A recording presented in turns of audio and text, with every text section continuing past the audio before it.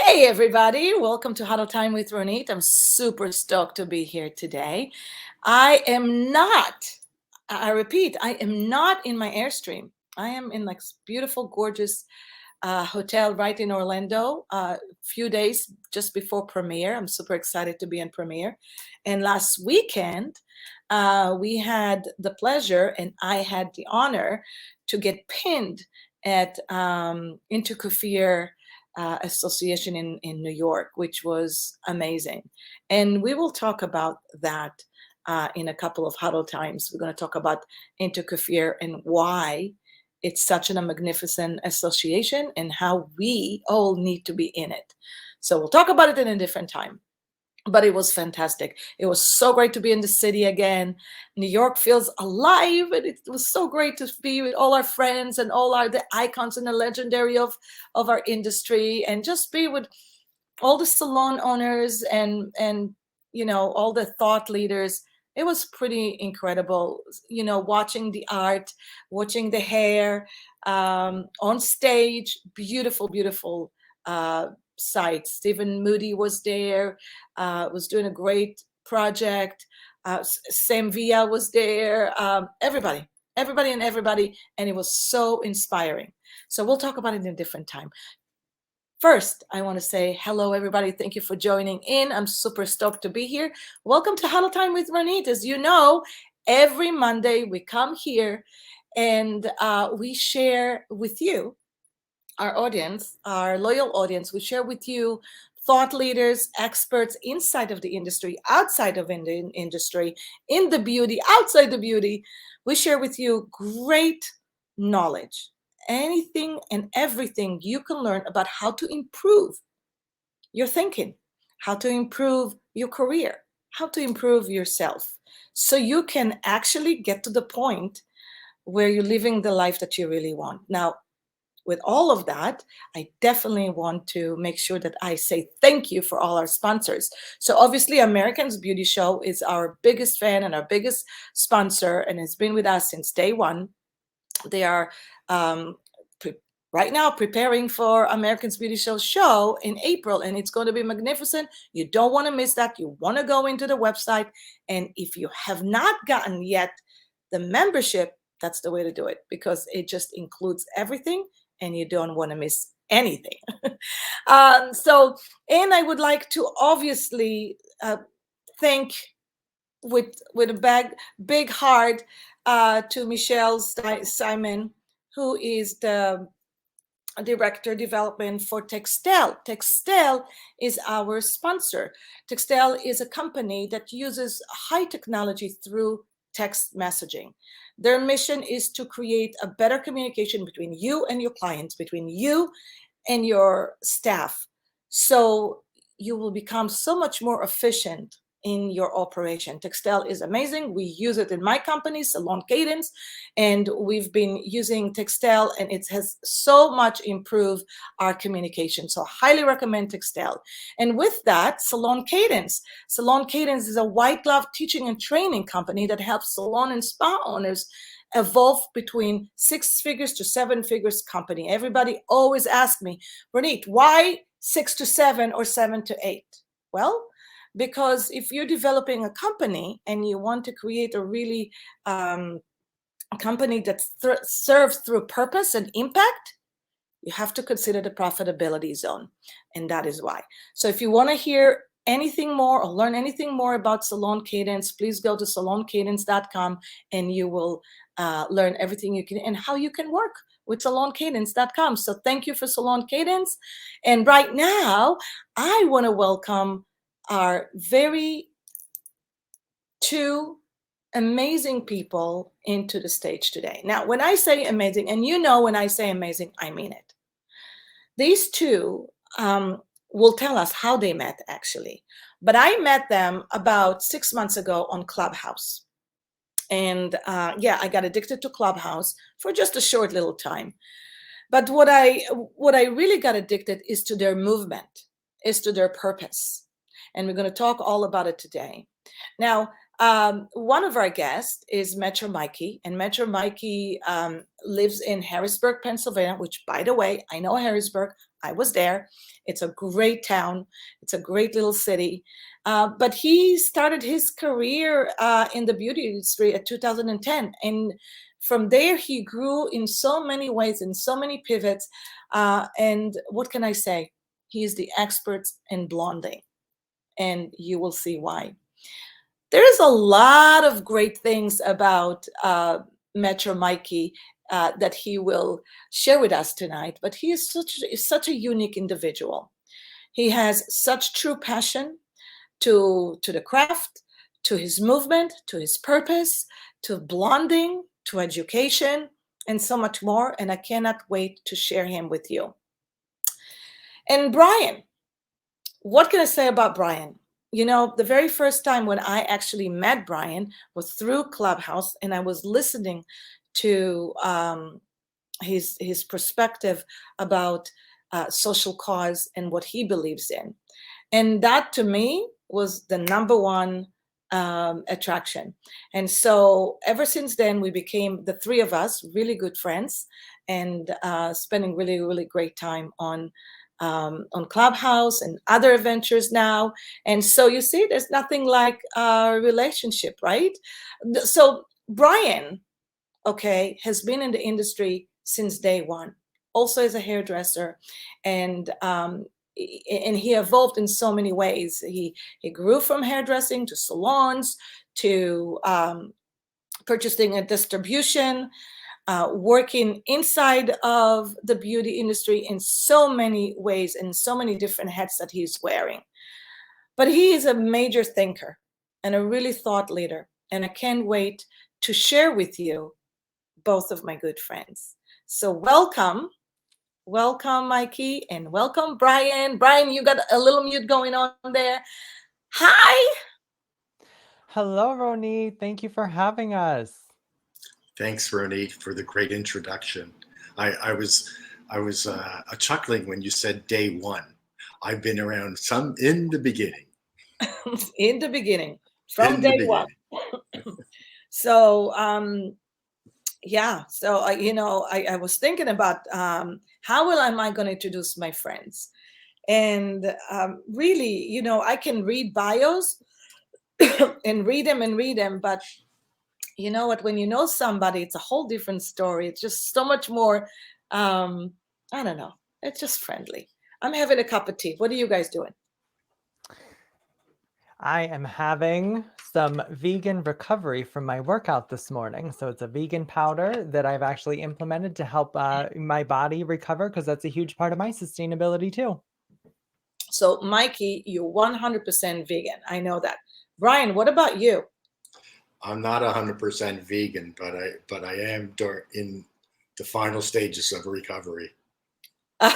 Are you? Why? What are you talking about? Did you go work out? What recovery? No, it's recovery. Have you been drinking last night? Is that what it is? It was Canadian Thanksgiving here over the last few days. That's so right. I'm recovering from too much turkey and too much pleasure as far as hanging out with family and friends. So, but I've come a long way. It's good to be here. Well, happy Thanksgiving, and I'm glad you're recovering. This was my first day that I actually went to the gym. And when I say I went to the gym, I'm in a hotel. So I went downstairs, I worked out. It was awesome. It's just so good to be back to normal a little bit. I will be back in my Airstream for sure, but this is a nice break. Orlando, how's the weather in Orlando? It's beautiful. It's 88 degrees, and sun is shining. It's really great. Looking forward premiere and see how things. I'm teaching 2 classes at premiere, so I'm super excited. Bryan, how did you meet Mikee? How this whole thing started between the two of you? Well, it's interesting you brought up Clubhouse. When I started, a friend of mine from Saskatoon mentioned Clubhouse to me, and it was the second time I had heard about it. Friends in the UK were quite stoked about the Clubhouse, and they had brought it up in a couple conversations. So I had at that time, you had to be invited to come to Clubhouse. So my friend Kara from Saskatoon invited me to join, and it was in February, so it was a great time. We were just still in lockdown. We still had curfews on the go in Canada. So when I started to do some searching on the actual different rooms, I came across several different rooms. One that obviously one in our industry was quite popular, but the other industries I found very interesting and very popular were sustainability rooms, which kind of taps into what I'm doing now.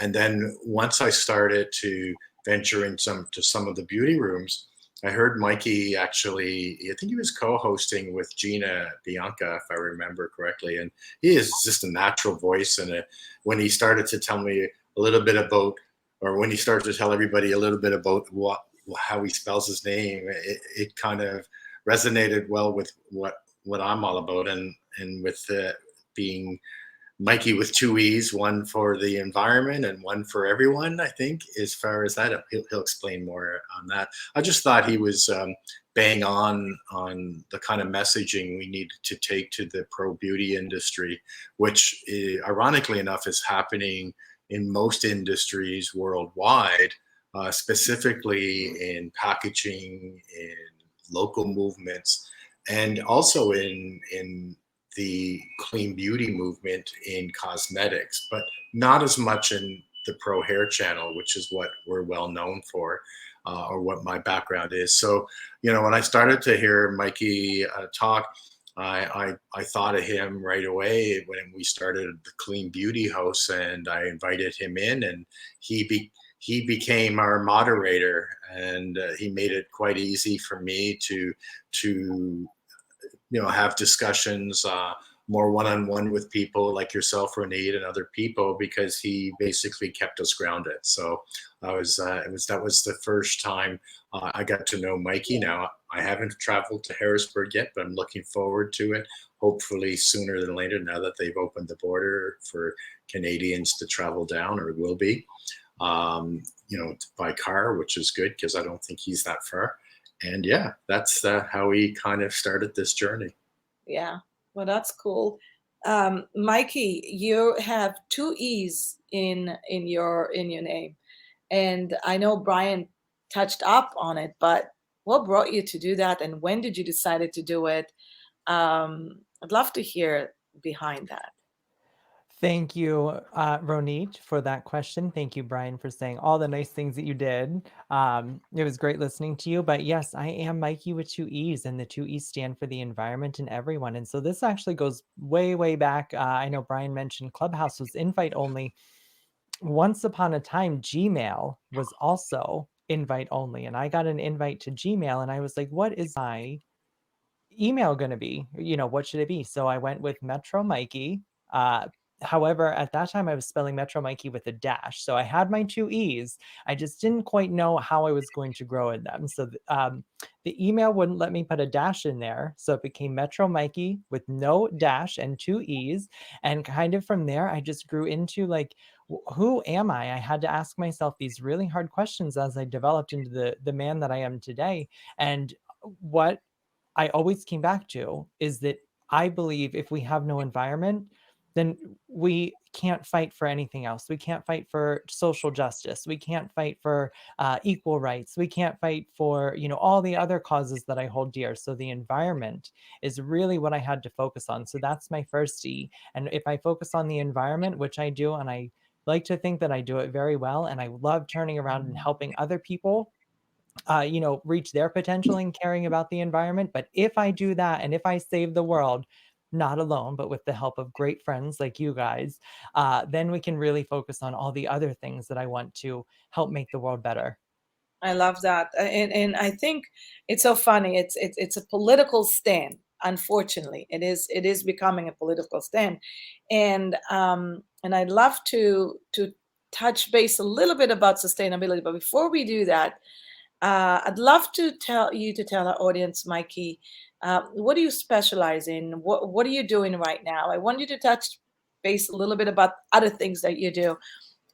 You're launching your second business right now, and I just kind of want you to touch base on that, and if Bryan can share with us a little bit about your company, Bryan, that would be great. Yes, so let me quickly sum this up because I'm always doing a little bit too much. So that's why I keep, a lot of good reading materials and friends around me who can keep me grounded. I am a Libra, so I'm an air sign. I'm always up in the clouds.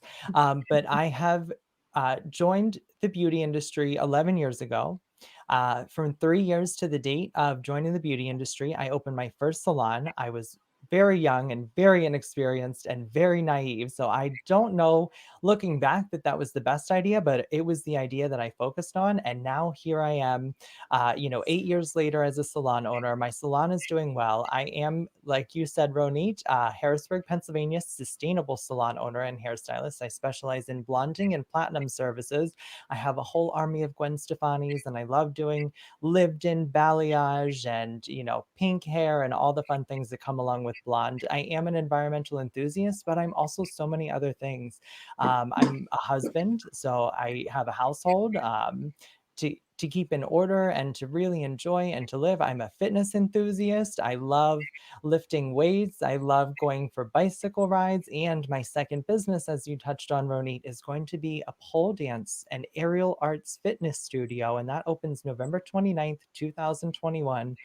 I'm so excited and I am so crazy. And all the other things that I'm doing are possible because I live in my purpose and I really do breathe the 2 E's. And by doing that, by focusing on that, I've been able to, amass the capital. My business is 100% debt free. I have the own capital to fund my second business.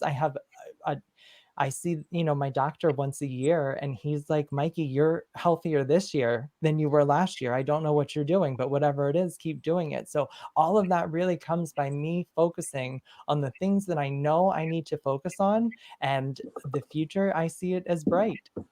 That's pretty amazing. So if I had to ask you, what's the secret of living in the zone of your purpose and what you believe, because it's not easy to do, right? It's not. There's a lot of, everybody's trying to be there. And life happens and it throw you some really great things, but also throw you some not such great things. How do you do that? What do you think if you could just maybe say three things that you would recommend for people generally in our industry to implement in their life that will help them get there, because it is a journey? What would they be, those three things? It was funny because I actually had three things that I was thinking of. The first one's going to be knowing who I am. So if I don't know who I am, if I don't know the things that make me who I am mentally, physically, emotionally, and, sometimes even spiritually, I can't go forward. So knowing who I am and knowing my why, I've spent a lot of time learning why I want to do what I want to do. And then the third thing, and this is kind of sometimes the most important, it would probably be like showing up is half the battle.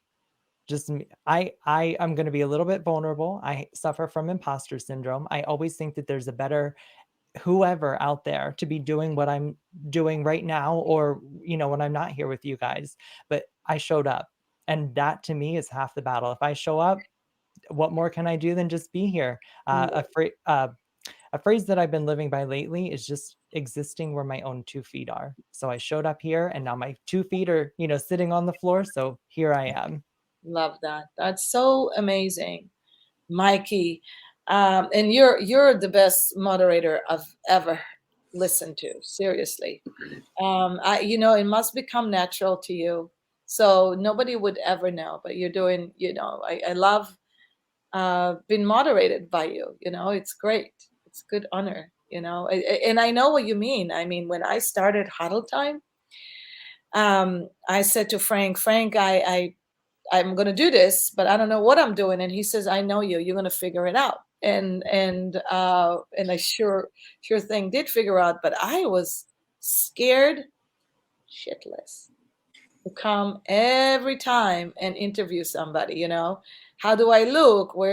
Does my nose look good? Does my lips look good? Does the hair look good? Am I looking good? You know, all those things. But at the end of the day, I guess the more you give value, that's what's count. Bryan, tell us a little bit about you. Well, Ronit, I'm grateful to be here, and I'm always impressed when I hear Mikee tell his story. It never gets old for me, Mikee, to hear you say those wonderful things, and I'm very impressed and proud for your second business. I think it's going to be awesome. Yeah, my background, I've been lucky. I've been in the industry since day one, as you noted, going way back to the 80s. And I started as a stylist and educator, and then moved into sales, and then into distribution. And then I managed to get into representation with regards to educators in the industry who traveled over from the UK and other parts of Europe over here. I was helping them get established in North America. And I also started to get into a bit of the barber movement, which happened about 6 years ago. And from there, I started to look at representing brands again. And about 2 years ago, actually 3 years ago now, I was at Cosmoprof in Las Vegas, and I came across a very interesting brand that had kind of like a Davines feel to it, maybe an Aveda feel to it. And it was being run by two very wonderful Italian ladies, very, very smiling, very happy. And when I met them, they were kitty cornered from our booth. When I met them, I said, "Look, your brand is very interesting. It's got like kind of an Aveda, Davines feel." And they chuckled and they said, "Yeah, we're getting that a lot over here in North America, except we're priced about 1/3 what is being offered by most of the manufacturers in that category." And that kind of intrigued me because I knew sustainable brands, clean beauty brands in the pro hair channel were just starting to become known and popular, but there weren't many that were at the affordable level. So after getting to know Elena and Christina, who were the people at the event, I started to really resonate with what they were talking about in the brand that they represent and worked for. And the whole concept of their model was to develop a brand that was very affordable, that was very authentic, and also worked on the ground rules of being a carbon neutral brand, always looking to come together with sustainable practices, look at the environment as part of their DNA, and making sure that whatever they come up with as a brand, it's focused in on these values.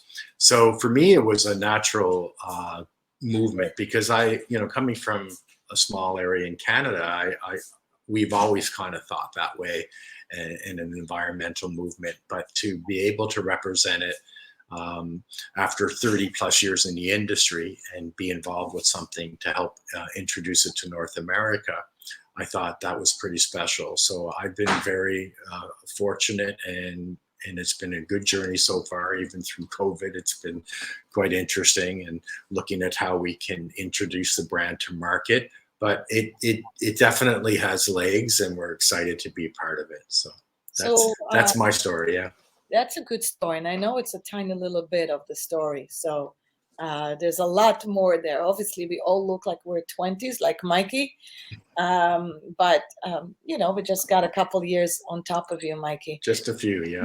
Just a couple. So Bryan and Mikee, you're both involved in this company together. As a matter of fact, Mikee is a representative of your company.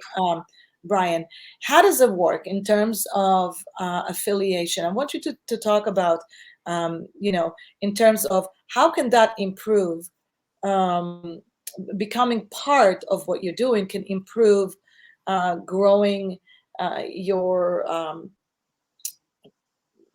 income, your revenue stream, your resources. I'd love to get into a little bit into that.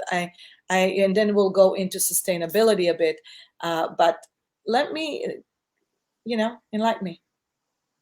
Well, it's interesting, through COVID, I think a lot of salons and stylists were going through a breakdown of missed income. They didn't have the income they were used to having because a lot of their venues were closed. So there was a movement, or there has been a movement, and this isn't just in our industry, but pretty much in every industry, that is leading people towards affiliate or referral marketing. So basically, where you can refer other people to buy, or in some cases, get involved with the brand that you represent, it through the online channels and through affiliate marketing. There was an opportunity for what I'd like to say organic growth from the stylist and the salon owner, and also the educator, with regards to our vision and our opportunity. And this is happening in almost every industry, and it's been a little slow coming to our industry, but it's starting to really ramp up. So we see an opportunity to grow our brand from the grassroots, and the grassroots really does stem to what we'll talk about next, which is more along the sustainable and environmental, compassionate way of wanting to be involved with a movement. And for us, there's lots of opportunity. We feel that we provide good opportunity for stylists, for salon owners, but more importantly, it's a very organic way of growing your income. So when it comes to growing, the idea of before we actually touch sustainability, it is a great way of introducing revenue stream for suite salons, whether you're a single professional, beauty professional that owns a suite or whatnot, to anybody who has, a large salon, whether you have 5 employees or 5 staff members or 30 or 40. Absolutely. Yeah. Right. So there's movements, like under most of the affiliate models you see, even in our industry, they're usually one tier. So it's usually working for the salon, or it works for the stylist. And it also can work potentially for people who don't want to carry a lot of retail, meaning if they just don't have the space, they can refer a special URL that's attached to them that, helps promote retail. For our model, we've gone a little bit more multi-tier, in the sense that we have the ability to separate the salon and the stylist. So it will work for a large salon as much as it will work for a suite. We also have a model built in that will allow educators that work part-time behind the chair and maybe part-time with a company to be involved with the sale to the salon that they recommend get involved with our product. So there's really a whole multitude of multi-level, not multi-level in the sense of pyramid, but multi-streams that allow the stylist, the educator, the salon owner to be rewarded for their commitment to our brand and our journey. So with that product, let's say you did a launch with a salon, do you guys support education and teaching? Because if we're going back into the retail business in our industry, it's always been not more than 7% of sales within the salon communities. The model of hairstylists pushing retail will never work and will never work. It has to be a different way that it works. And if even if you do affiliation and revenue stream sharing, it's still with about small percentages of earnings. So when you do sell products, it has to come from a different perspective. It should not be coming from, I'm doing it in order to up my retail sales, right? What do you do in terms of approaching that attitude? I don't know, Mikee, if you wanted to share something, or Bryan, regarding this. What is your approach to it? Well, I think that's best answered by Mikey because he's behind the chair and he also runs his own business. So maybe from his perspective, I think it would be great to hear what his thoughts are. Yes, I can definitely interject here. As a salon owner, as a hairstylist, as a friend and a family member, as a member of the professional community, with the affiliate marketing through Insight, and I am affiliated with them on the consumer level and on the professional level. And so being able to separate kind of the tracking metrics for who I'm speaking to really allows me to hone in on my target market, to niche down and really, be able to express not only how effective the product is, but how much it helps, me sleep at night by recommending something that's good for the environment, but how much it's going to help future generations. So it's like a threefold win win win situation because I can speak to my Instagram followers and they can follow a certain affiliate link and that can generate not only, a sustainable revenue stream for me that they can utilize post COVID. Ease is the new luxury. My clients can't always come in. If I'm one on one, like we were post lockdown, I can't sell shampoo and put highlights in at the same time. So if somebody messages me, here's your affiliate link.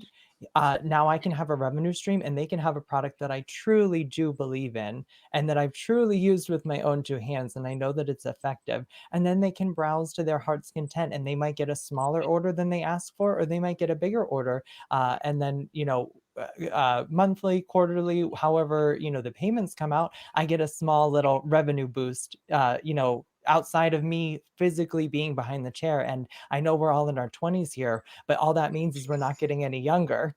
So the easier I can make my life and the things that I do on my body, the better. So it's win win win win win win. Got it. And I love that. And so just to clarify that little detail is that when they do click on the affiliation and they do purchase it, the warehouse is sending their product. And it's typically shipped within 2 to 3 days. And I know we talked about it, Bryan, that there is a little fee association with shipping, but not a big fee. So but now, what if they want to return it because they're not happy? Are they able to do that? Absolutely. So it's the same. We try to make it as easy for the consumer as it would be from them to picking that up at the salon. You Yeah. have to because ultimately it's not our client, it's the salon's client. And that's important, I think, under this model to remember, we are partnering with the salon and our distribution partners are partnering with the salon, but ultimately it's their data and it's their model. So we have to make it as easy for them from a retailer's perspective. And to add to the point of what Mikee's bringing up here is that, for years we've been running between 7 and 10% as an industry professionally for retail. Now you can have some salons that run at 30%, but that's rare. The point is that most of the hairstylist behind the chair or an esthetician that may be consulting, they don't feel they're retailers, but they do feel they're experts. So if they can take the retail element of asking for the sale and just making it as easy as providing a link, then what that does is it gives them more of an opportunity to do what they do best, which is prescribe. And that's why I think that number will grow from a 7% upwards to 20 to 30% organically without even a whole lot of effort. And other industries are seeing that as well through affiliate marketing. Of course. Well, thank you for that. I know that we were talking about sustainability, and I want to bring that word. Everybody's using that word sustainability, but a lot of people don't really know what it means. So if you don't mind touching a look really quickly, what is sustainability? Okay, from the definition, the simple definition of it. Anybody? Mikee, go ahead. What's it mean to you? Sustainability, I mean, it's such a small big word, if you will, but it's definitely a huge word. But the meaning really comes from, is this able to happen now, and is it able to happen in the future? So there are a lot of things that we can do now and get a lot of joy from, But in 1 year, in 10 years, in 100 years, in 1,000 years, we might not be able to do that same thing. So sustainability is really looking as far into the future as we can and finding solutions that are going to be just as relevant then as it is now. Now, sustainability is from our perspective, and we talked about it and we defined what we believe in. We believe that we can use ingredients that actually are good for us and not harming the environment and not harming everybody or compromising everybody's health and wellness. So listen, to a certain point, right? Because we use chemicals, we use bleach, we use relaxers, we use all that stuff, and it is to a certain point could be harmful for us and could be harmful for the environment. But if you can minimize any kind of harm, what would it be the two most important things that we should all focus on in our salon to impact the environment and the world, to live in a better place? Bryan, I'll let you take the first two, and then whichever ones you don't touch on, I'll come in and hit home. Thanks, Mikee. Well, it's a very big word or challenge in how salons can become more environmentally impactful in their business. And I think the most important journey for salons as a whole is for them to make a commitment to be able to sustain their business without hurting others and the environment as much as possible. So when that's said, is if we're looking at the model of a salon becoming more green or more clean, the real answer there isn't so much being the greenest salon or being the cleanest salon. It's really about making sure that your journey as a salon owner and as a salon group is giving back as much as you're taking. And I think that's the measurement we can take is measure what we're actually doing. And so part of our philosophy, or mine personally, is can we measure our carbon output as a salon? And it's becoming more easy to do that. So as we reflect on measuring what we're doing behind the chair and with regards to chemicals and different things, once we are able to measure everything, then we are able to do offsetting carbon credits towards becoming more carbon neutral as an industry, but specifically as a salon to become more carbon neutral. So this is why I was saying it's really important here isn't as much about taking your energy on how much you waste. It's really more about how much you balance. And that's really, I think, the big journey from, if I address those two things, I don't know, Mikee, if there's anything you would like to add, please do. Well, there's a way to measure the footprint, right? And see the what is, Mikee, what do you do to maintain? I mean, how do you read your data, and what do you do to comply into your standards? I mean, we all have different standards, so what do you do for your standard?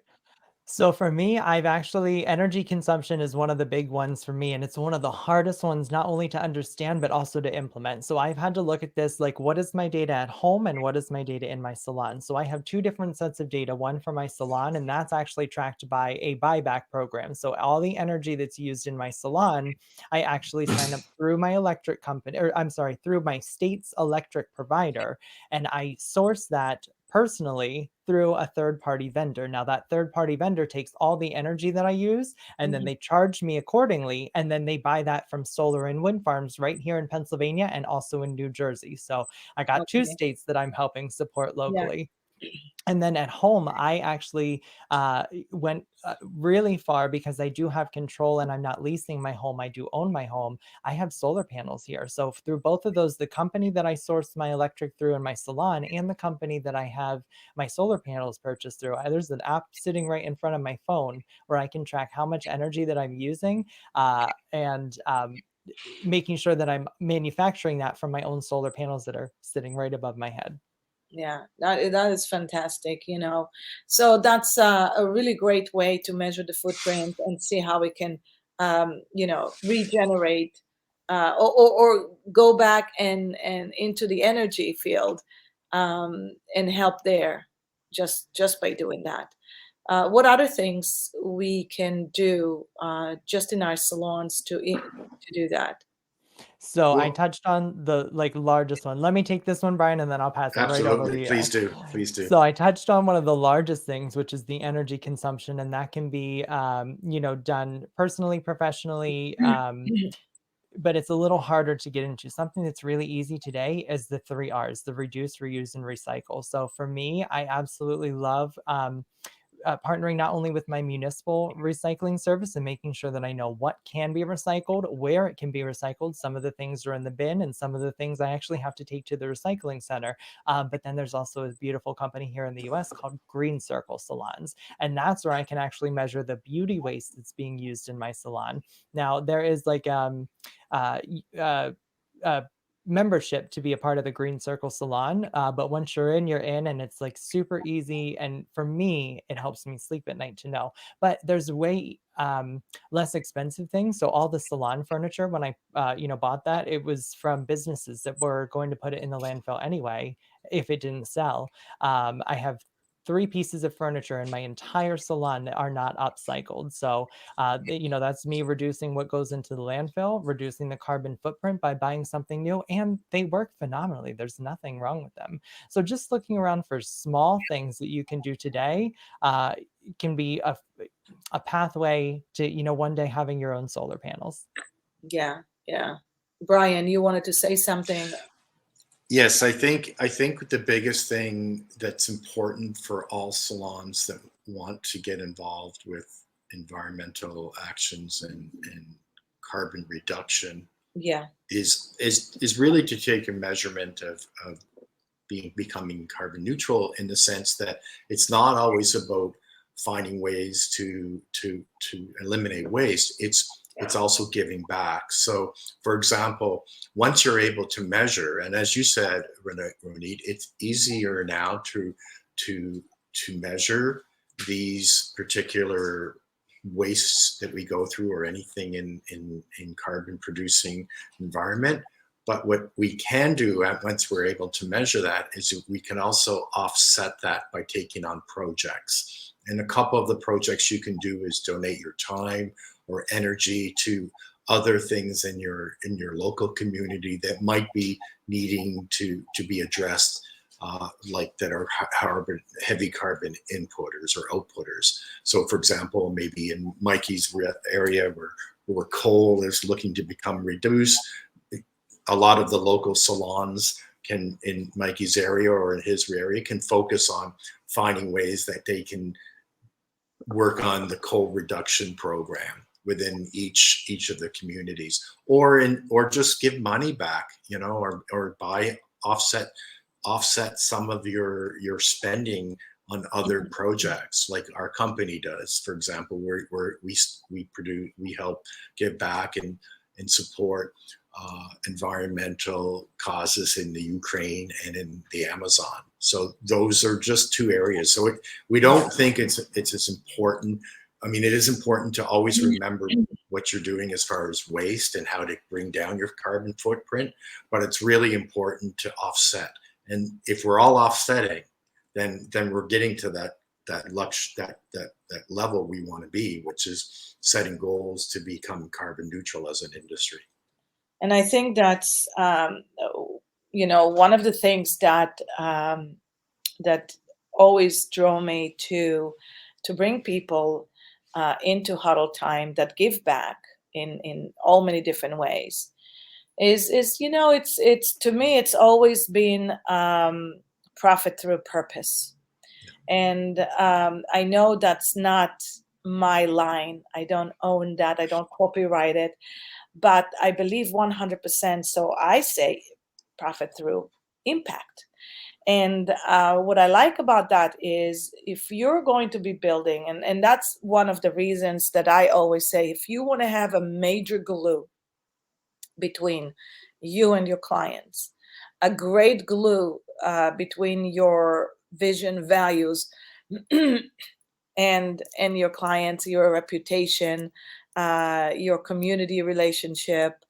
If you want to build a salon that has a bigger than 1 or 2 in staff, if you want to build a company, no matter what size of a company, you have to have a few sticky notes. You have to have a few glues. And the largest glue, the largest, Scotch tape is social cause that everybody support. Because if you support together, you're doing something for more than just money. You're doing this because, you're doing this because you care about a cause.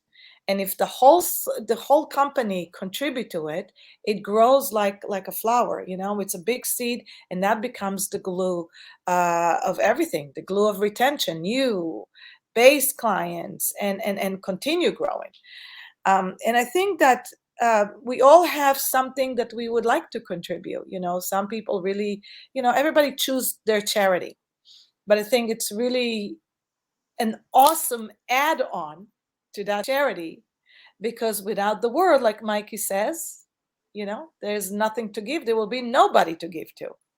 So I think that's kind of like where we can all add that into our repertoire of things. I think our industry, the beauty industry, is one of the largest givers and supporters of any kind of social cause in the world. We are so generous. Everybody always gives so much.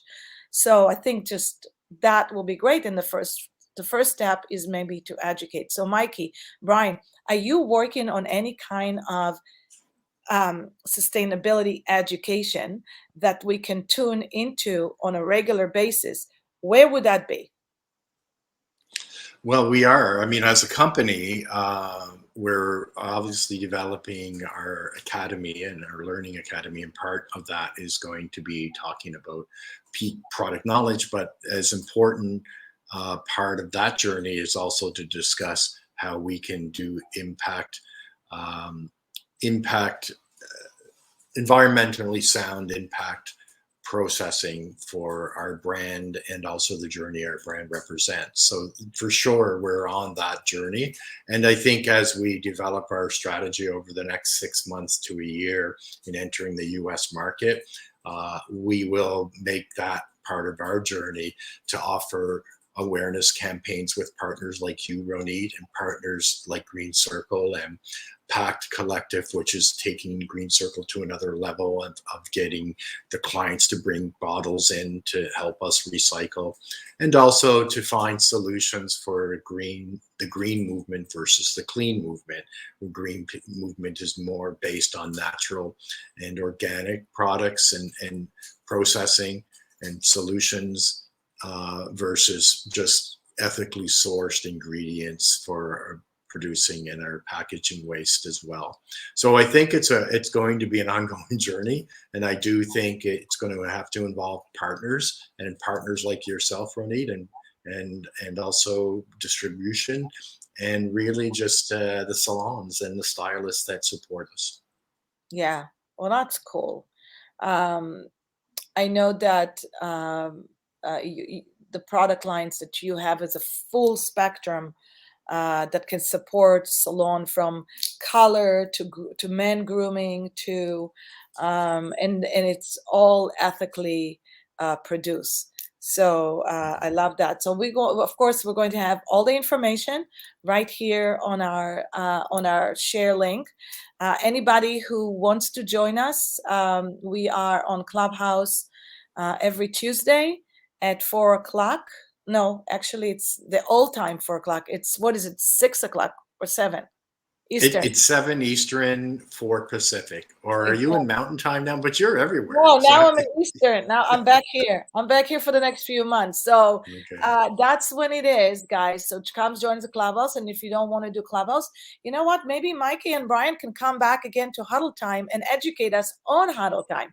Maybe we'll do a webinar that really promotes more of what is sustainability and how we can do it and how we can utilize that, and maybe talk a bit more about Mikee's education and anything that you guys can contribute. What do you guys think?